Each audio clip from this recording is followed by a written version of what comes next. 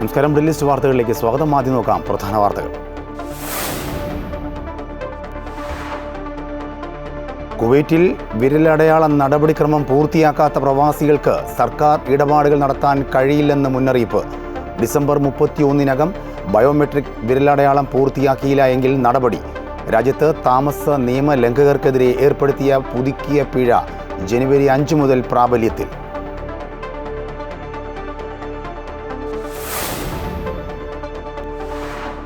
കല്ലൂർ സ്റ്റേഡിയത്തിൻ്റെ ഗ്യാലറിയിൽ നിന്നും വീണ് MLA ഉമാ തോമസിന് ഗുരുതര പരിക്ക്. വെന്റിലേറ്ററിലേക്ക് മാറ്റി തലയ്ക്കും ശ്വാസകോശത്തിനും വാരിയെല്ലിനും പരിക്കേറ്റു. വീണത് 15 അടി ഉയരത്തിൽ നിന്ന്.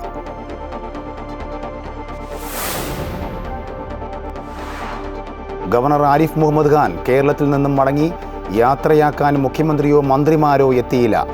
രാജ്യത്തെ ദുഃഖാചരണം മൂലം ഔദ്യോഗിക യാത്രയപ്പോൾ ഒഴിവാക്കി. കേരളവുമായി ബന്ധം തുടരുമെന്നും സർക്കാരിന് എല്ലാവിധ ആശംസകളെന്നും ഗവർണർ ആരിഫ് മുഹമ്മദ് ഖാൻ.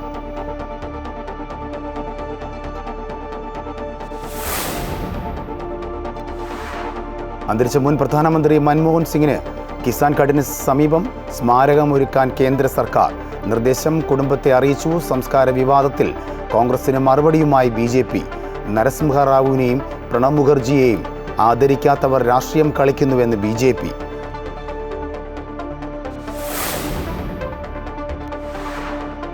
ദക്ഷിണ കൊറിയയിൽ വിമാന അപകടം. 179 മരണം, 2 പേർ രക്ഷപ്പെട്ടു. അപകടമുണ്ടായത് അടിയന്തര ലാൻഡിങ്ങിനിടയിൽ. വിമാനം റൺവേയിൽ നിന്നും തെന്നിമാറി സിഗ്നൽ സംവിധാനത്തിൽ ഇടിച്ച് ബ്ലാക്ക് ബോക്സ് കണ്ടെടുത്തു.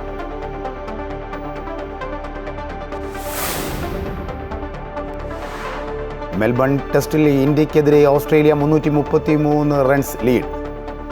ടെസ്റ്റ് ക്രിക്കറ്റിൽ 200 വിക്കറ്റ് തികച്ച് ബുംറ. ലോക ചെസ്സിൽ ഇന്ത്യക്ക് വീണ്ടും കിരീടം. പുനേരു ഹംപി ലോക വനിതാ റാപ്പിഡ് ചെസ് ചാമ്പ്യൻ.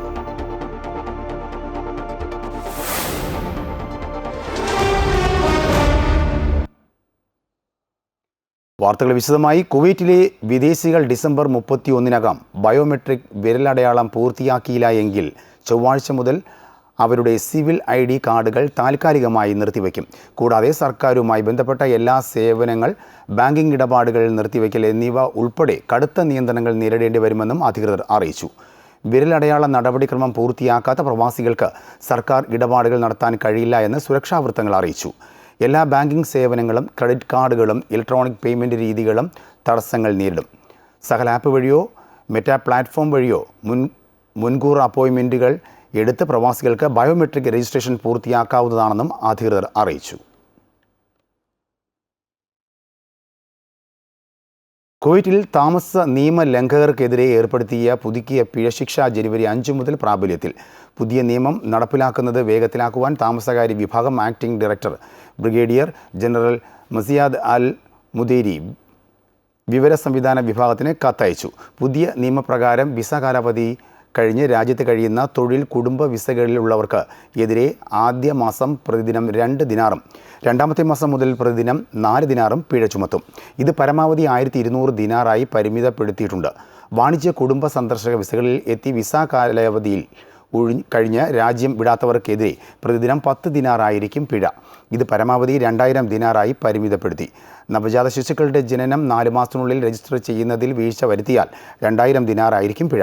ഗാർഹിക തൊഴിലാളി ജോലി ഉപേക്ഷിച്ച് രാജ്യം വിട്ടാൽ നിശ്ചിത സമയത്തിനകം അറിയിപ്പ് നൽകാത്തവർക്കെതിരെ 600 ദിനാർ പിഴ ചുമത്തും.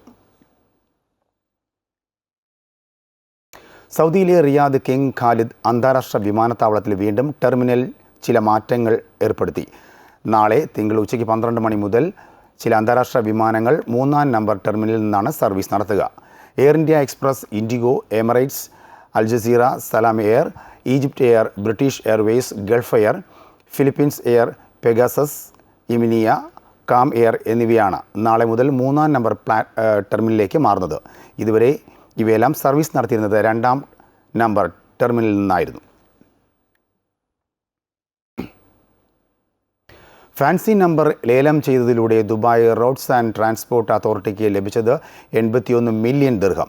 ദുബായ് ഇൻ്റർകോണ്ടിനെൻ്റൽ ഹോട്ടലിലാണ് ഫാൻസി നമ്പറുകളുടെ ലേലം നടന്നത്. BB55 എന്ന നമ്പറിനാണ് ഏറ്റവും കൂടുതൽ തുക ലഭിച്ചത്. 6.3 മില്യൺ ദിർഹമാണ് ഈ നമ്പറിന് ലഭിച്ചത്. AA21, BB100 എന്നീ നമ്പറുകൾക്കും 5 മില്യൺ ദിർഹത്തിലേറെ ലഭിച്ചു. 90 പ്രീമിയം കാറ്റഗറിയിലുള്ള നമ്പറുകൾക്കാണ് ദുബായ് RTA ലേലത്തിന് വെച്ചത്. മികച്ച പങ്കാളിത്തമാണ് ലേലത്തിന് ലഭിച്ചതെന്നും പങ്കെടുത്ത എല്ലാവർക്കും തുല്യ അവസരം ലഭിച്ചുവെന്നും RTA വാർത്താക്കുറിപ്പിൽ അറിയിച്ചു. മുൻ ഇന്ത്യൻ പ്രധാനമന്ത്രി ഡോക്ടർ മൻമോഹൻ സിംഗിൻ്റെ വിയോഗത്തിൽ സൗദി ഭരണാധികാരി സൽമാൻ രാജാവ് അനുശോചിച്ചു. അനുശോചനം അറിയിച്ച രാഷ്ട്രപതി ദ്രൗപദി മുർമുവിന് സന്ദേശം അയച്ചു. മൻമോഹൻ സിംഗിൻ്റെ വിയോഗത്തിൽ രാഷ്ട്രപതിയോടും മുൻ പ്രധാനമന്ത്രിയുടെ കുടുംബത്തോടും ഇന്ത്യൻ ജനതയോടും അഗാധമായ അനുശോചനവും ആത്മാർത്ഥമായ അനുതാപവും അറിയിക്കുന്നതായി സന്ദേശത്തിൽ സൽമാൻ രാജാവ് പറഞ്ഞു. ഡോക്ടർ മൻമോഹൻ സിംഗിൻ്റെ വിയോഗത്തിൽ സൗദി കിരീടാവകാശിയും അനുശോചനം അറിയിച്ച് രാഷ്ട്രപതിക്ക് സന്ദേശം അയച്ചു. മുൻ പ്രധാനമന്ത്രി ഡോക്ടർ മൻമോഹൻ സിംഗിൻ്റെ വിയോഗത്തിൽ OICC വെസ്റ്റേൺ റീജിയണൽ കമ്മിറ്റി അനുശോചന യോഗം സംഘടിപ്പിച്ചു. പ്രസിഡന്റ് ഹക്കീം പാറക്കൽ അധ്യക്ഷത വഹിച്ചു. ജിദ്ദയിലെ സാമൂഹ്യ സാംസ്കാരിക മാധ്യമ രംഗത്തെ സംഘടനാ പ്രതിനിധികൾ പങ്കെടുത്തു. ഭരണപരിഷ്കാരങ്ങളിലൂടെ രാജ്യത്തിൻ്റെ ചരിത്രം മാറ്റി എഴുതിയ അതുല്യനായ ഭരണകർത്താവായിരുന്നു ഡോക്ടർ മൻമോഹൻ സിംഗ് എന്നും ചടങ്ങിൽ സംസാരിച്ചവർ അനുസ്മരിച്ചു. അന്തരിച്ച മുൻ പ്രധാനമന്ത്രി ഡോക്ടർ മൻമോഹൻ സിംഗിൻ്റെ ചിതാഭസ്മം യമുന ഘാട്ടിൽ നിമജ്ജനം ചെയ്തു. ഗുരുദ്വാര മഞ്ജന ഘാട്ടിക്ക് സമീപമുള്ള യമുന ഘാട്ടിയിലാണ് അസ്ഥി ഒഴുക്കിയത്. ഗുരുദ്വാരയിലാണ് പ്രാർത്ഥനകൾ നടത്തുന്നത്. ശബാദ് കീർത്തനം, ഗുർബാനി പാരായണം, അർദാസ് എന്നിവ ഉൾപ്പെടെയുള്ള ആചാരങ്ങൾ നടത്തുമെന്ന് ബന്ധുക്കൾ അറിയിച്ചു. അന്തരിച്ച മുൻ പ്രധാനമന്ത്രി ഡോക്ടർ മൻമോഹൻ സിംഗിൻ്റെ സംസ്കാര ചടങ്ങുകളുമായി ബന്ധപ്പെട്ട വിവാദങ്ങൾക്ക് മറുപടിയുമായി BJP ക്രമീകരണങ്ങൾ സജ്ജമാക്കിയത് സൈന്യമെന്നാണ് വിശദീകരണം. അതേസമയം 10 വർഷം പ്രധാനമന്ത്രിയായിരുന്ന ഒരാൾക്ക് ലഭിക്കേണ്ട പരിഗണന അല്ല മരണശേഷം മൻമോഹൻ സിംഗിന് ലഭിച്ചതെന്ന് കോൺഗ്രസ് പ്രതികരിച്ചു. മൻമോഹൻ സിംഗിന്റെ സംസ്കാരം നിഗംബോധ് ഘട്ടിൽ നടത്തിയതിനെ ചൊല്ലി കോൺഗ്രസ് BJP വാക്പോര് രൂക്ഷമാകുന്നു. കോൺഗ്രസിന്റെ ആരോപണങ്ങൾക്ക് ശക്തമായ തിരിച്ചടി നൽകാൻ BJP പാർട്ടി വക്താക്കൾക്ക് നിർദ്ദേശം നൽകി. മുൻപ് PV നരസിംഹറാവുവിന്റെ മൃതദേഹം കോൺഗ്രസ് ആസ്ഥാനത്ത് കയറ്റുന്നത് സോണിയാഗാന്ധി വിലക്കിയെന്ന ചില നേതാക്കളുടെ വെളിപ്പെടുത്തൽ ചൂണ്ടിക്കാട്ടിയാണ് BJP മറുപടി നൽകുന്നത്. മൻമോഹൻ സിംഗിന്റെ സംസ്കാരവുമായി ബന്ധപ്പെട്ട ചടങ്ങിൽ കുടുംബത്തിന് അർഹിക്കുന്ന പരിഗണന നൽകിയെന്നും പ്രധാനമന്ത്രി അടക്കമുള്ളവർക്കൊപ്പം കോൺഗ്രസ് നേതാക്കൾക്കും ഇരിപ്പിടം നൽകിയെന്നുമാണ് വിവാദത്തിൽ BJPയുടെ മറുപടി. നേരത്തെ വീഡിയോ ചിത്രീകരണം മുതൽ സംസ്കാര ചടങ്ങുകളിൽ വരെ മൻമോഹൻ സിംഗിനോടും കുടുംബത്തോടുമുള്ള അവഗണന ദൃശ്യമെന്ന് കോൺഗ്രസ് ആരോപിച്ചിരുന്നു. മുൻനിരയിൽ 3 സീറ്റ് മാത്രമാണ് കുടുംബത്തിന് ആദ്യം അനുവദിച്ചിരുന്നത്. ദേശീയ പതാക മൻമോഹൻ സിംഗിന്റെ ഭാര്യയ്ക്ക് കൈമാറിയപ്പോൾ പ്രധാനമന്ത്രിയും മന്ത്രിമാരും എഴുന്നേറ്റ് നിന്നില്ല. പൊതുജനത്തെ ഗേറ്റിന് പുറത്ത് നിർത്തിയെന്നതടക്കമുള്ള ആരോപണങ്ങൾ കുറ്റപത്രമായി പുറത്തിറക്കിയ വാർത്താക്കുറിപ്പിൽ കോൺഗ്രസ് ആരോപിച്ചിരുന്നു. വിവാദങ്ങൾക്ക് ചൂടേറിയപ്പോൾ സംസ്കാര ചടങ്ങുകളിലെ ക്രമീകരണങ്ങൾ സജ്ജമാക്കിയത് സൈന്യമെന്നാണ് BJPയുടെ വിശദീകരണം. എന്നാൽ 10 വർഷം പ്രധാനമന്ത്രിയായിരുന്ന ഒരാൾക്ക് ലഭിക്കേണ്ട പരിഗണനയല്ല മരണശേഷം ലഭിച്ചതെന്ന് KC വേണുഗോപാൽ MPയും ആരോപിച്ചു. News desk Amrita news. അക്ഷരദീപത്താൽ മലയാള ഭാഷയെ പ്രകാശപൂരിതമാക്കിയ സാഹിത്യാചാര്യൻ MD വാസുദേവൻ നായരുടെ നിര്യാണത്തിൽ ജിദ്ദ വായനക്കൂട്ടം അനുശോചന യോഗം സംഘടിപ്പിച്ചു. KTA മുനീർ നിയന്ത്രിച്ച പരിപാടിയിൽ മുസഫിർ അനുസ്മരണ പ്രഭാഷണം നടത്തി. MDയുടെ ജീവിത നാൾ വഴികളുടെ ഡോക്യുമെൻ്ററിയും പ്രദർശിപ്പിച്ചു. ഇന്ത്യൻ ജനതയോട് സംവദിക്കുന്നതിന് ഇന്ന് തന്നെ പ്രാപ്തനാക്കിയത് ഇന്ത്യൻ ഭരണഘടനയെന്ന് പ്രധാനമന്ത്രി നരേന്ദ്രമോദി. ഇന്ത്യയുടെ മഹത്തായ ഭരണഘടന രാജ്യം സ്വീകരിച്ചതിൻ്റെ 75ാമത് വാർഷികമാണ്. ഒരു ജനതയെ രാജ്യത്തോട് ചേർത്ത് നിർത്തിയതിൽ ഭരണഘടനയുടെ പങ്ക് അവിസ്മരണീയമാണ്. നമ്മുടെ ഭരണഘടനയുടെ വിശദമായ തലങ്ങൾ മനസ്സിലാക്കുന്നതിന് സമൂഹത്തിലെ വിദ്യാർത്ഥികളടക്കം എല്ലാ വിഭാഗവും constitution75.com എന്ന വെബ്സൈറ്റ് സന്ദർശിച്ച് ഭരണഘടനാ സംബന്ധമായ എല്ലാ സംശയങ്ങളും പരിശോധിക്കണമെന്ന് പ്രധാനമന്ത്രി മൻ കി ബാത്തിൽ ആഹ്വാനം ചെയ്തു. അതിനായി ഭരണഘടനയുടെ ആമുഖം വായിക്കുന്ന പ്രത്യേക ക്യാമ്പയിൻ ആരംഭിക്കുമെന്നും പ്രധാനമന്ത്രി മൻ കി ബാത്തിൽ വ്യക്തമാക്കി. ഗവർണർ ആരിഫ് മുഹമ്മദ് ഖാൻ കേരളത്തിൽ നിന്നും മടങ്ങി. പിണറായി വിജയൻ സർക്കാരുമായി തുടർച്ചയായി ഉണ്ടായ നേർക്കുനേർ ഏറ്റുമുട്ടലുകൾക്കൊടുവിൽ ഔദ്യോഗിക യാത്രയപ്പിന് പോലും അവസരം ലഭിക്കാതെയാണ് ആരിഫ് മുഹമ്മദ് ഖാൻ്റെ മടക്കം. മുഖ്യമന്ത്രിയോ മന്ത്രിമാരോ അനൗപചാരികമായി പോലും സന്ദർശിക്കാത്തതിൽ ഇപ്പോൾ മറുപടി പറയുന്നില്ല എന്നായിരുന്നു ഗവർണറുടെ പ്രതികരണം. ജനക്ഷേമപരമായി സർക്കാരിന് പ്രവർത്തിക്കാൻ കഴിയട്ടെ എന്നും ആരിഫ് മുഹമ്മദ് ഖാൻ ആശംസിച്ചു. 2-ാം തീയതി ബീഹാർ ഗവർണറായി അദ്ദേഹം ചുമതലയേൽക്കും. നയതന്ത്ര പാക്കേജ് സ്വർണ്ണക്കടത്തുമായി ബന്ധപ്പെട്ട് മുഖ്യമന്ത്രിയുടെ ഓഫീസിനെ സംശയനിഴലിൽ നിർത്തി തുടർച്ചയായ പ്രസ്താവനകൾ, സർവകലാശാല വൈസ് ചാൻസലർ നിയമനവുമായി ബന്ധപ്പെട്ട വിവാദങ്ങൾ, SFIയുമായി തെരുവിലേറ്റുമുട്ടിയ നാടകീയ സംഭവങ്ങൾ, ഏറ്റവും ഒടുവിൽ ഇടത് സംഘടനകളുടെ ഗവർണർ ഗോ ബാക്ക് വിളികൾക്ക് നടുവിൽ കേരള സർവകലാശാല ആസ്ഥാനത്തെ സെമിനാർ ഉദ്ഘാടനം, പിന്നാലെ നീരസം വ്യക്തമാക്കി രാജ്ഭവനിലെ ക്രിസ്മസ് വിരുന്നിൽ നിന്ന് മുഖ്യമന്ത്രിയും മന്ത്രിമാരും വിട്ടുനിന്നതിന്റെ ചൂടാറും മുമ്പാണ് ആരിഫ് മുഹമ്മദ് ഖാന്റെ ബീഹാർ ഗവർണറായുള്ള മാറ്റം. മടങ്ങുമ്പോഴും വിവാദത്തിന് ഒട്ടും കുറവില്ല. ഔദ്യോഗിക യാത്രയപ്പ് ചടങ്ങുകൾ ദുഃഖാചരണത്തിന്റെ ഭാഗമായി ഒഴിവാക്കിയെന്ന് ആരിഫ് മുഹമ്മദ് ഖാൻ തന്നെ പറയുമ്പോഴും മുഖ്യമന്ത്രിയും മന്ത്രിമാർക്കും അനൗപചാരികമായി സന്ദർശനം നടത്താമായിരുന്നില്ല എന്ന ചോദ്യത്തിന് പ്രതികരണം പക്ഷേ മറ്റൊന്നായിരുന്നു. We are in a state of mourning. Don't ask me these questions, particularly now when I am leaving Kerala. I want to say only good words about everybody. സർക്കാരുമായി പ്രശ്നമുണ്ടായത് സർവകലാശാല വിഷയങ്ങൾ മാത്രമെന്നും ജനക്ഷേമകരമായി പ്രവർത്തിക്കാൻ സർക്കാരിന് കഴിയട്ടെ എന്നും ആരിഫ് മുഹമ്മദ് ഖാൻ ആശംസിച്ചു. I exercised the authority which has been vested in the governor as chancellor by the state assembly on any other issue. There has been no dispute, and I give my best wishes to the government of Kerala also, and I hope that they will work for the welfare of the people. കേരളത്തിനോട് മലയാളത്തിൽ നന്ദി പറഞ്ഞായിരുന്നു മടക്കയാത്രയിൽ governor മാധ്യമങ്ങളെ കണ്ടത്. കേരള ജീവിതത്തിന്റെ ഏറ്റവും സുന്ദരം ആയ ഓർമ്മ കലോം കൊണ്ടേ ആനെ പോക്കുന്നത്തെ. എയർപോർട്ടിലേക്കുള്ള യാത്രയിൽ SFIയുടെ നേതൃത്വത്തിൽ കൈവീശി കാണിച്ച് പ്രതീകാത്മക പ്രതിഷേധവും നടന്നു. അതേസമയം പകരക്കാരനായി സംസ്ഥാനത്തിന്റെ 23ാമത് ഗവർണറായി നിയമിതനായ രാജേന്ദ്ര വിശ്വനാഥ് അർലേക്കർ ബുധനാഴ്ച തലസ്ഥാനത്തെത്തും. 2-ാം തീയതിയാണ് രാജ്ഭവനിൽ അദ്ദേഹം ചുമതലയേൽക്കുക. അമൃത ന്യൂസ്, തിരുവനന്തപുരം. കേരളത്തിലെ ജനങ്ങളെ സേവിക്കാൻ സാധിച്ചത് മഹാഭാഗ്യമായി കരുതുന്നുവെന്ന് ആരിഫ് മുഹമ്മദ് ഖാൻ. വസുദൈവ കുടുംബകം എന്ന ആശയം ഉൾക്കൊണ്ട് ലോകത്തെ സേവിക്കുന്നവരാണ് കേരളീയർ എന്നും മലയാളിയുടെ അധ്വാനത്തിൻ്റെ ഗുണം ലഭിക്കാത്ത ഒരു പ്രദേശവും ലോകത്ത് ഇല്ല എന്ന് അദ്ദേഹം വിടവാങ്ങൽ സന്ദേശത്തിൽ പറഞ്ഞു. സാമ്പത്തിക വളർച്ച, പാരിസ്ഥിതിക സുസ്ഥിരത, സാങ്കേതിക മികവ് തുടങ്ങിയവയിൽ മികച്ച പുരോഗതി നേടി രാജ്യത്തിന് മാതൃകയാകാൻ കേരളത്തിന് സാധിക്കട്ടെ എന്നും അദ്ദേഹം ആശംസിച്ചു. ദക്ഷിണ കൊറിയയിൽ വിമാനം തകർന്നു വീണ് 179 പേർ മരിച്ചു. ലാൻഡിങ്ങിനിടയിലായിരുന്നു അപകടം. മുവാൻ അന്താരാഷ്ട്ര വിമാനത്താവളത്തിലാണ് അപകടമുണ്ടായത്. അപകടത്തിൽ മാപ്പപേക്ഷയുമായി ദക്ഷിണ കൊറിയൻ വിമാന കമ്പനി വാർത്താക്കുറിപ്പ് പുറത്തിറക്കി. അസർബൈജാൻ എയർലൈൻസിന്റെ ഒരു വിമാനം തകർന്ന് 38 പേർ മരിച്ച സംഭവത്തിലെ വിവാദങ്ങൾ അവസാനിക്കും മുൻപ് ലോകത്തെ ഞെട്ടിച്ച് വീണ്ടും ഒരു വിമാനാപകടം കൂടി. ഇന്ന് രാവിലെ ബാങ്കോക്കിൽ നിന്ന് പുറപ്പെട്ട ജെജു എയർലൈൻസിന്റെ വിമാനമാണ് അപകടത്തിൽപ്പെട്ടത്. 6 ജീവനക്കാരും 175 യാത്രക്കാരും ഉൾപ്പെടെ 181 പേരാണ് വിമാനത്തിലുണ്ടായിരുന്നത്. അപകടത്തിൽ 2 പേരെ രക്ഷപ്പെടുത്തിയതായി റിപ്പോർട്ട്. ലാൻഡ് ചെയ്യാൻ ശ്രമിക്കുന്നതിനിടെ റൺവേയിൽ നിന്ന് തെന്നി നീങ്ങിയ വിമാനം സുരക്ഷാ മതിലിൽ ഇടിച്ച് പൊട്ടിത്തെറിക്കുകയായിരുന്നു. വിമാനത്തിന്റെ ലാൻഡിംഗ് ഗിയറിലുണ്ടായ തകരാർ കാരണം വിമാനം ഇടിച്ചിറക്കുകയായിരുന്നുവെന്നാണ് റിപ്പോർട്ട്. പ്രാദേശിക സമയം രാവിലെ 9 മണിയോടെയായിരുന്നു അപകടം. അപകട കാരണം കണ്ടെത്താൻ അന്വേഷണം ആരംഭിച്ചിട്ടുണ്ട്. അപകടത്തിന് പിന്നാലെ മുവാൻ വിമാനത്താവളത്തിലെ എല്ലാ വിമാന സർവീസുകളും താൽക്കാലികമായി നിർത്തിവെച്ചു. വിമാനത്തിലെ യാത്രക്കാരിൽ 173 പേരും ദക്ഷിണ കൊറിയൻ പൗരന്മാരാണ്. 2 പേർ തായ്ലൻഡ് സ്വദേശികളാണ്.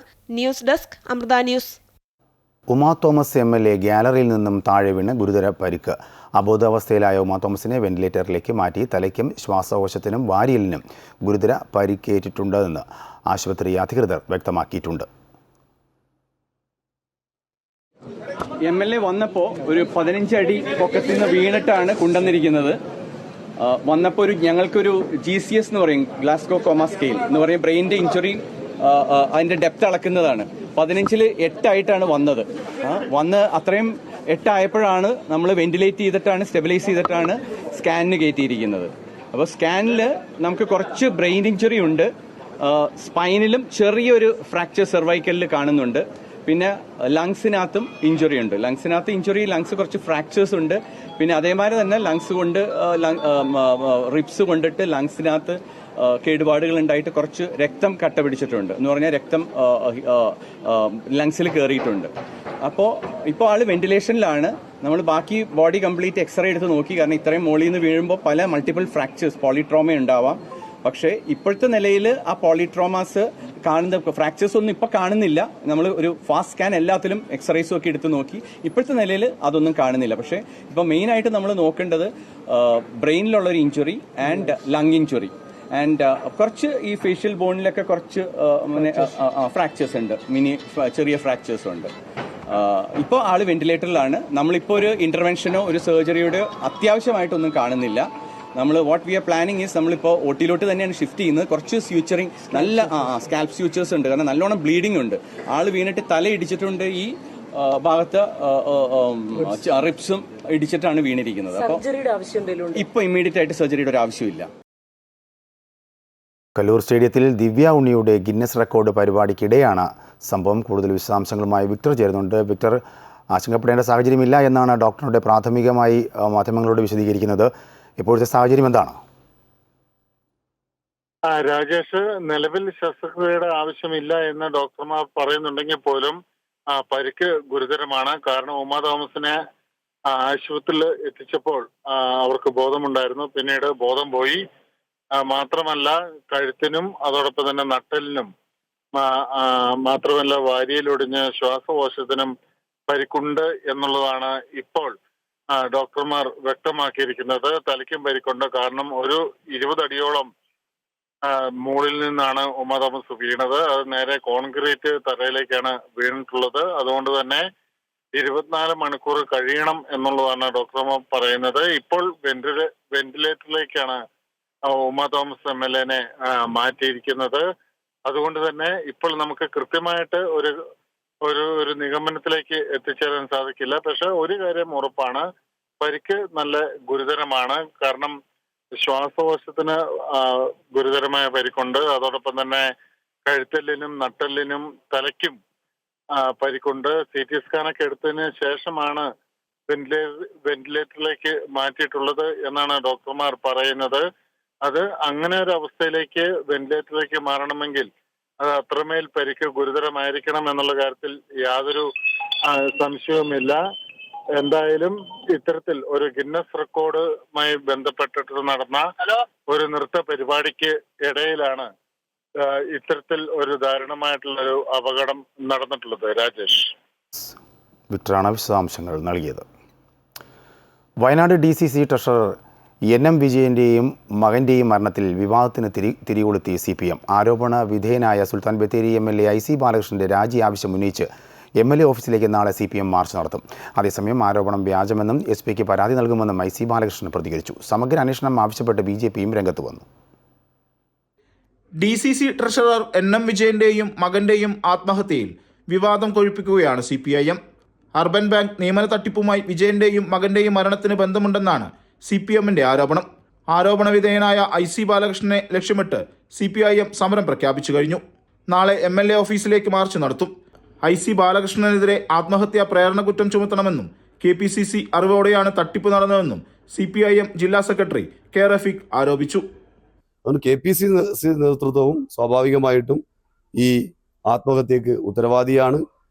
KPCC നേതൃത്വത്തിനും അതുപോലെ തന്നെ IC ബാലകൃഷ്ണൻ MLA-ക്കുമെതിരെ ആത്മഹത്യാ പ്രേരണയ്ക്ക് കുറ്റം ചുമത്തിക്കൊണ്ട് കേസെടുക്കണമെന്ന് കൂടെ CPM ആവശ്യപ്പെടുകയാണ്.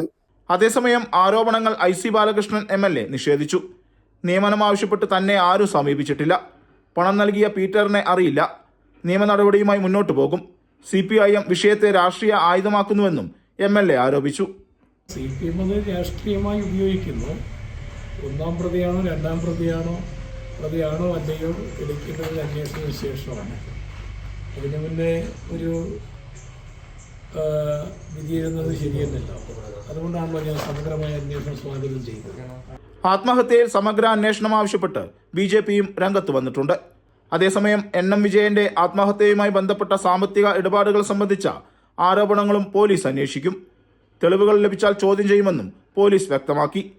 സുൽത്താൻ ബത്തേരി പോലീസാണ് NM വിജയന്റെയും മകന്റെയും ആത്മഹത്യ അന്വേഷിക്കുന്നത്. ഇക്കഴിഞ്ഞ ചൊവ്വാഴ്ചയാണ് NM വിജയനെയും മകൻ ജിജേഷിനെയും വിഷം കഴിച്ച നിലയിൽ കണ്ടെത്തിയത്. ആശുപത്രിയിൽ ചികിത്സയിലിരിക്കെ വെള്ളിയാഴ്ച രാത്രിയോടെയാണ് ഇരുവരും മരിച്ചത്. വയനാട്ടിലെ കോൺഗ്രസ് നേതാക്കളിൽ പ്രമുഖനായിരുന്നു NM വിജയൻ. അമൃത ന്യൂസ്, വയനാട്. ഇടുക്കി മുള്ളരിങ്ങാട് കാട്ടാന ആക്രമണത്തിൽ യുവാവ് മരിച്ചു. മുള്ളരിങ്ങാട് സ്വദേശി അമർ ഇലാഹിയാണ് മരിച്ചത്. തേക്കിൻകൂപ്പിൽ പശുവിനെ അഴിക്കാൻ പോയപ്പോഴാണ് കാട്ടാന ആക്രമിച്ചത്. കാട്ടാന ആക്രമണത്തിൽ പ്രതിഷേധിച്ച് നാളെ വണ്ണപ്പുറം പഞ്ചായത്തിൽ UDF ഹർത്താലിന് ആഹ്വാനം ചെയ്തു. തേക്കിൻകൂപ്പിൽ കെട്ടിയിരുന്ന പശുവിനെ അഴിക്കാൻ സുഹൃത്തിനൊപ്പം പോയപ്പോഴാണ് അമർ ഇലാഹിയെ കാട്ടാനയെ ആക്രമിച്ചത്. കാട്ടാനയെ കണ്ട് പേടിച്ചോടിയ സുഹൃത്ത് മൻസൂറിനും പരിക്കേറ്റു. മൻസൂർ പറഞ്ഞതനുസരിച്ച് നാട്ടുകാർ എത്തി അമറിനെ ആശുപത്രിയിലേക്ക് കൊണ്ടുപോവുകയായിരുന്നു. എന്നാൽ ഗുരുതരമായി പരിക്കേറ്റ അമർ ഇലാഹിയുടെ ജീവൻ രക്ഷിക്കാൻ സാധിച്ചില്ല. അപ്പോൾ പയ്യനെ അവിടെ കിട്ടിയ പശുവിനെ കാണാണ്ട് പശുവിനെ അന്വേഷിച്ചു വേണ്ടി ചെന്നാന്നാണ് പറയുന്നത്. പശുവിനെ അന്വേഷിച്ച് കയറി പോയി എന്നാണ് അവർ പറഞ്ഞത്. ചെന്നപ്പോൾ ജനവാസ മേഖലയിൽ കാലങ്ങളായിട്ട് ആന തമ്പടിച്ചേക്കുമായിരുന്നു മൊത്തം. അപ്പോൾ ആന എവിടെ നിൽപ്പുണ്ടായിരുന്നു, പയ്യൻ കണ്ടില്ല എന്നുള്ളതാണ് നമുക്കിപ്പോൾ അറിവായിരിക്കുന്നത്. കഴിഞ്ഞ 2 ആഴ്ചയായിട്ട് 8ഓളം ആനകൾ ഈ പ്രദേശത്ത് തമ്പടിച്ചിരുന്നു. അപ്പോൾ നാട്ടുകാരായിട്ടുള്ള ചെറുപ്പക്കാരായിട്ടുള്ളവർ പെരിയാറിൻ്റെ ഇങ്ങേ സൈഡ് സംരക്ഷിക്കുന്നതിന് വേണ്ടി ആന ഇങ്ങോട്ട് വരാതിരിക്കാനുള്ള ആസൂത്രിതമായിട്ടുള്ള ഒരു ശ്രമം നടത്തിയിരുന്നു. ആ കൂടെ ഫോറസ്റ്റ് ഉദ്യോഗസ്ഥന്മാരും ഉണ്ടായിരുന്നു. പക്ഷേ ഈ 8 ആനകൾ ഉണ്ടായിരുന്നതിൽ 6 ആനകൾ മറുഭാഗത്തേക്ക് പോയി. പക്ഷേ 2 ആനകൾ ഇപ്പോഴും ഈ പ്രദേശത്ത് നിലനിൽക്കുന്നുണ്ടായിരുന്നു. 1 മാസം മുമ്പ് നാട്ടുകാരും വനംവകുപ്പും സംയുക്തമായി കാട്ടാനകളെ തുരത്താനുള്ള ദൗത്യം തുടങ്ങിയിരുന്നു. ഇതിനുശേഷം കാട്ടാനകൾ ഈ പ്രദേശത്ത് നിന്ന് മറ്റൊരു ഭാഗത്തേക്ക് പോയി എന്നാണ് വനംവകുപ്പ് പറഞ്ഞിരുന്നത്. കാട്ടാന ആക്രമണത്തിൽ പ്രതിഷേധിച്ച് വണ്ണപ്പുറം പഞ്ചായത്തിൽ UDF ഹർത്താലിന് ആഹ്വാനം ചെയ്തു. രാവിലെ 6 മുതൽ വൈകിട്ട് 6 വരെയാണ് ഹർത്താൽ. MC Boban, Amrita news, Idukki. ഇടുക്കിയിൽ കാട്ടാനാക്രമണത്തിൽ യുവാവ് മരിച്ചത് വേദനാജനകമെന്ന് വന്യജീവി മന്ത്രി AK Saseendran chief wildlife വാർഡനോട് റിപ്പോർട്ട് തേടിയിട്ടുണ്ട്. വീഴ്ച സംഭവിച്ചോ എന്ന കാര്യം പരിശോധിക്കുമെന്നും അദ്ദേഹം പറഞ്ഞു. വ്യാജ വായ്പ എടുത്ത കരുവന്നൂർ ബാങ്ക് മുൻ മാനേജർക്കെതിരെ കേസെടുക്കാൻ കോടതി ഉത്തരവ്. കരുവന്നൂർ തട്ടിപ്പ് കേസിലെ പ്രധാന പ്രതിയായ ബിജു കരീമിനെ എതിരെ കേസെടുക്കാനാണ് ഇരിങ്ങാലക്കുട ഫസ്റ്റ് ക്ലാസ് മജിസ്ട്രേറ്റ് കോടതി ഉത്തരവിട്ടത്. മൂർക്കനാട് പൊയ്യാർ പരേതനായ ഗൗതമിൻ്റെ ഭാര്യ ജയ്ഷ നൽകിയ പരാതിയിലാണ് കോടതി നടപടി. 2013 ജയ്ഷയുടെ ഭർത്താവ് ഗൗതമൻ കരുവന്നൂർ ബാങ്കിൽ നിന്ന് 5 ലക്ഷം വായ്പ എടുത്തിരുന്നു. പിന്നീട് അത് അടച്ചു തീർത്തു. കുറച്ചു പണം സ്ഥിര നിക്ഷേപമായി അവിടെ തന്നെ ഇട്ടു. 2018 ഗൗതമൻ മരിച്ചു. 2022 വീട്ടിലെത്തിയ ബാങ്ക് ഉദ്യോഗസ്ഥർ 35 ലക്ഷം വായ്പ കുടിശ്ശികയുണ്ടെന്ന് അറിയിച്ചു. 2013, 2015, 2016 വർഷങ്ങളിലായി 35 ലക്ഷത്തിന്റെ വായ്പയെടുത്തെന്നാണ് അറിയിച്ചത്. 35 ലക്ഷം രൂപ ലോൺ എടുത്തതിന്റെ ഒരു രേഖകളും ഭർത്താവിന്റെ അക്കൗണ്ടിലില്ലെന്നും ബാങ്കിന്റെ ജപ്തി നോട്ടീസ് ലഭിച്ചപ്പോൾ പരാതിയുമായി രംഗത്തെത്തിയിരുന്നുവെന്നും പോലീസിൽ ഉൾപ്പെടെ പരാതി നൽകിയിട്ടും ഒരു ഗുണവും ഉണ്ടായില്ലെന്നും ജയ്ഷ പറയുന്നു. 5 ലക്ഷം രൂപയാണ് എടുത്തിരുന്നത്. അത് ഞങ്ങൾ തിരിച്ചടച്ചു. പിന്നെയാണ് അവരിങ്ങനെ 35 ലക്ഷം ഉണ്ടെന്നും പറഞ്ഞിട്ട് ഇത് വന്നത്. പക്ഷെ അത് എടുക്കേണ്ട ഒരാവശ്യം ഞങ്ങൾക്ക് വന്നിട്ടില്ല. അപ്പോൾ ഇത്രയും പേർക്ക് പൈസയൊന്നും ഞങ്ങൾക്ക് അടയ്ക്കാൻ പറ്റൂല. പിന്നെ ഞങ്ങളത് എടുത്തിട്ടില്ല എന്നുള്ളൊരു ഇത് ഞങ്ങൾക്ക് ഉറപ്പുണ്ട്. ഇനിയിപ്പോൾ പോലീസ് അന്വേഷണത്തിന് വിട്ടിട്ടുണ്ട്. ഇനിയിപ്പോൾ അവരന്വേഷിച്ച് ആദ്യമായാണ് സ്വകാര്യ വ്യക്തിയുടെ പരാതിയിൽ കരുവന്നൂർ ബാങ്ക് വിഷയത്തിൽ കോടതി ഉത്തരവ് പുറപ്പെടുവിക്കുന്നത്. കോടതി വിധിയിൽ ആശ്വാസമുണ്ടെന്നും ജയ്ഷ കൂട്ടിച്ചേർത്തു. അമൃത ന്യൂസ്, തൃശൂർ. മണ്ണിനെയും കൃഷിയെയും സ്നേഹിക്കുക എന്ന സദ്ഗുരു ശ്രീ മാതാ അമൃതാനന്ദമയി ദേവിയുടെ ആശയം ഉൾക്കൊണ്ട് ഒരു ദിവസത്തിനുള്ളിൽ 1 ലക്ഷം കപ്പ നട്ട് അത്ഭുതം സൃഷ്ടിച്ചിരിക്കുകയാണ് മാതാ അമൃതാനന്ദമയി മഠത്തിലെ ബ്രഹ്മചാരികൾ. കേരളത്തിലെ വിവിധ ആശ്രമങ്ങളിൽ നിന്നായി എത്തിയ സ്വാമിമാരും സ്വാമിനിമാരും ചേർന്നാണ് 1 ലക്ഷം കപ്പ നട്ടത്. പ്രകൃതിയും ഭൂമിയുമാണ് ജീവന്റെ നിലനിൽപ്പ് എന്ന അമ്മയുടെ ആശയങ്ങളെ ഏറ്റെടുത്താണ് 2000-ലധികം വരുന്ന ബ്രഹ്മചാരികളും ബ്രഹ്മചാരിണികളും ചേർന്ന് 40 ഏക്കറിൽ 1 ലക്ഷം കപ്പത്തൈകൾ നട്ട് സമൂഹത്തിന് തന്നെ മാതൃകയായത്. അമ്മയുടെ നിർദ്ദേശപ്രകാരം കാലടിയിലെ 40 ഏക്കറിലാണ് കപ്പകൃഷി ആരംഭിച്ചത്. മാതാ അമൃതാനന്ദമയി മഠം ജനറൽ സെക്രട്ടറി സ്വാമി പൂർണ്ണാമൃതാനന്ദപുരി കപ്പത്തൈ നട്ട് ചടങ്ങ് ഉദ്ഘാടനം ചെയ്ത് ആശംസകൾ നേർന്നു. കൃഷിയുടെ പ്രാധാന്യം ലോകത്തിന് മനസ്സിലാക്കി കൊടുക്കുവാനായിട്ട് അമ്മ പ്രകൃതിയുമായിട്ട് ഇണങ്ങിച്ചേരാൻ നമ്മുടെ ജനങ്ങൾക്ക് ആഹ്വാനം ചെയ്യുന്നതിൻ്റെ തുടക്കമായിട്ട് നമുക്ക് എല്ലാവർക്കും ഒരുമിച്ച് ചേർന്നിട്ട് കൃഷിസ്ഥലങ്ങൾ വീണ്ടും വളർത്തുന്നതിന് വേണ്ടിയുള്ള പ്രോത്സാഹനം കൊടുക്കാനായിട്ട് നമുക്ക് തുടക്കം കുറിക്കാം. കാട് പിടിച്ച 40 ഏക്കർ പ്രദേശം വെട്ടിത്തെളിച്ചാണ് കൃഷി ആരംഭിച്ചത്. അമൃത സ്ഥാപനങ്ങളിലെ ജീവനക്കാർ അടക്കമുള്ളവർ 23 ദിവസം എടുത്താണ് പ്രദേശം കൃഷിയോഗ്യമാക്കി മാറ്റിയത്. 1 ലക്ഷം കപ്പത്തൈകൾ വെറും 3 മണിക്കൂറുകൾ കൊണ്ടാണ് നട്ടതെന്ന് കോർഡിനേറ്റർ ബ്രഹ്മചാരി BR ശ്രീജിത്ത് പറഞ്ഞു. അമ്മ ഏറ്റവും കൂടുതൽ പ്രാധാന്യം കൊടുക്കുന്നത് പ്രകൃതിയെ സ്നേഹിക്കാനും പ്രകൃതിയോട് അടുത്ത് ഇടപഴകാനും വേണ്ടിയിട്ടാണ്. അപ്പോൾ ആ ഒരു അവസരം ഞങ്ങൾക്കും ബ്രഹ്മചാരി മക്കൾക്കും ആശ്രമ അന്തേവാസികൾക്കും എല്ലാം അമ്മയുടെ അനുഗ്രഹത്താൽ കിട്ടി. 6 മാസങ്ങൾക്ക് ശേഷം കപ്പ വിളവെടുപ്പ് നടത്തും. മനുഷ്യർ സ്വന്തമായി കൃഷി ചെയ്ത് വിഷരഹിതമായ പച്ചക്കറികൾ കഴിക്കണം എന്ന ആശയമാണ് ഈ പദ്ധതിയിലൂടെ കൈമാറുന്നത് എന്ന് സ്വാമി ഗുരുപാദാശ്രീതാനന്ദപുരി പറഞ്ഞു. നമുക്ക് ഭൂമിയുമായിട്ടുള്ള ബന്ധം, നമ്മുടെ സംസ്കൃതി അനുസരിച്ച് ഭൂമി നമുക്ക് മാതാവാണ്. ആ മാതാവിനായിട്ടുള്ളൊരു പൂജ പോലെ എത്രയും സന്തോഷത്തോടെ ആവേശത്തോടെയാണ് ഈ മഹായജ്ഞം ഇവിടെ പൂർത്തീകരിക്കാനായത്. പ്രകൃതിയെ സ്നേഹിക്കുന്ന അമ്മയുടെ പൊന്നോമന മക്കൾക്കായിട്ട് അമ്മ ഒരുക്കിയ ഒരു വിരുന്നായിരുന്നു ഈ കാലടി സേവ. വിളവെടുപ്പിലൂടെ ലഭിക്കുന്ന കപ്പകൾ അമൃതയുടെ വിവിധ സ്ഥാപനങ്ങൾക്ക് നൽകും. വിവിധ ആശ്രമങ്ങളിൽ നിന്നായി നിരവധി പേർ കപ്പനടൽ പ്രയത്നത്തിൽ പങ്കെടുത്തു. അമൃത ന്യൂസ്, കൊച്ചി. ഒരാളുടെ ജീവിതം അവനവന് പ്രയോജനപ്രദമാകുന്ന രീതിയിൽ ജീവിക്കുമ്പോൾ മാത്രമാണ് മറ്റുള്ളവർക്കും പ്രയോജനപ്രദമാകുന്നതെന്ന് സദ്ഗുരു ശ്രീ മാതാ അമൃതാനന്ദമയി ദേവിയുടെ പ്രഥമ ശിഷ്യനും അമൃത വിശ്വവിദ്യാപീഠം പ്രസിഡന്റുമായ സ്വാമി അമൃത സ്വരൂപാനന്ദപുരി. മാതാ അമൃതാനന്ദമയി മഠത്തിൻ്റെ യുവജന സംഘടനയായ അമൃത യുവധർമ്മധാര അമൃതപുരിയിൽ സംഘടിപ്പിച്ചിട്ടുള്ള ഗ്ലോബൽ മീറ്റിൽ പങ്കെടുത്ത് സംസാരിക്കുകയായിരുന്നു സ്വാമി. 26 രാജ്യങ്ങളിൽ നിന്നായി 300ഓളം പ്രതിനിധികളാണ് ആഗോള പ്രതിനിധി സമ്മേളനത്തിൽ പങ്കെടുക്കുന്നത്. നേതൃത്വ പാടവം, വ്യക്തിത്വ വികാസം, മൂല്യാധിഷ്ഠിത സേവനം എന്നിവ ലക്ഷ്യം വഹിച്ച് സംഘടിപ്പിച്ചിട്ടുള്ള പരിപാടിയിൽ വിവിധ സെഷനുകളിലായി നിരവധി വിദഗ്ധർ ക്ലാസുകൾ നയിക്കും. സമ്മേളനത്തിൻ്റെ ഭാഗമായി പ്രഭാഷണ പരമ്പരകൾ, ശില്പശാലകൾ, ബോധവൽക്കരണ ക്യാമ്പയിനുകൾ തുടങ്ങി നിരവധി പരിപാടികളാണ് സംഘടിപ്പിച്ചിട്ടുള്ളത്. സമ്മേളനം 31-ന് സമാപിക്കും. ശരണാമൃതം കോപ്പ് അവാർഡ് ബൈ ഭാരത് ലജ്ന multi state housing cooperative society limited in association with വ്രതശുദ്ധിയുടെയും നന്മയുടെയും നാളുകൾ പരിശുദ്ധമാക്കാം മിൽമയ്ക്കൊപ്പം.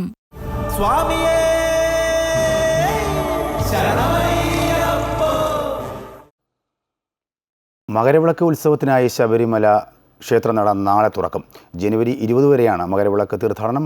മണ്ഡലകാലത്തിന് സമാനമായി വലിയ ഭക്തജന തിരക്കാണ് മകരവിളക്ക് ദിവസങ്ങളിലും പ്രതീക്ഷിക്കുന്നത്.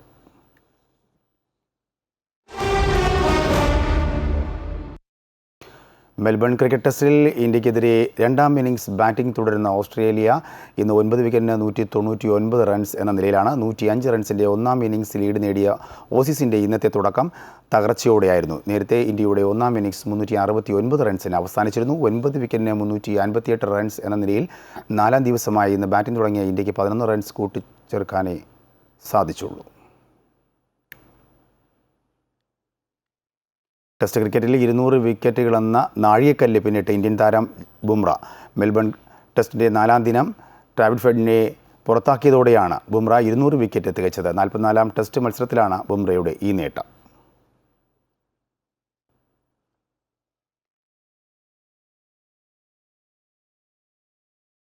ഇതോടുകൂടി വാർത്താ ബുള്ളറ്റിൻ പൂർണ്ണമാകുന്നു. നമസ്കാരം.